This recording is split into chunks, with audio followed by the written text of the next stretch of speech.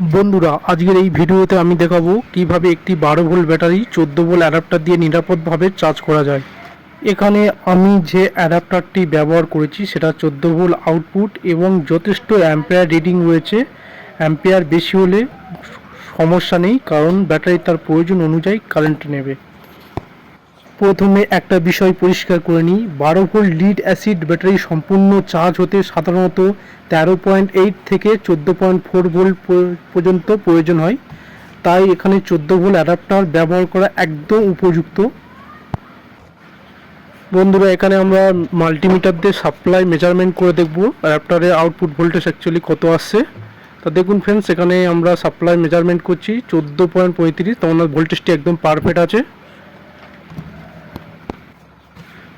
সংযোগ করার সময় অবশ্যই পজিটিভ টু পজিটিভ এবং নেগেটিভ টু নেগেটিভ সংযোগ করতে হবে। ভুলভাবে সংযোগ করলে স্পার্ক বা ড্যামেজ হতে পারে, ব্যাটারিটা আমাদের অ্যাডাপ্টারটিও ড্যামেজ হতে পারে। আরও একটি গুরুত্বপূর্ণ বিষয় হলো, যদি সম্ভব হয় তাহলে সিরিজে একটি ফিউজ ব্যবহার করবেন, যাতে শর্ট সার্কিট বা ওভার কারেন্ট থেকে সুরক্ষা পাওয়া যায়। এই পদ্ধতিতে খুব সহজে আপনি একটি 12 ভোল্ট ব্যাটারি চার্জ করতে পারবেন, তবে সব সময় সেফটি মেনে কাজ করবেন। চার্জিং চলাকালীন ব্যাটারির তাপমাত্রা লক্ষ্য রাখবেন। অতিরিক্ত গরম হলে সঙ্গে সঙ্গে সংযোগ বিচ্ছিন্ন করবেন ব্যাটারি থেকে।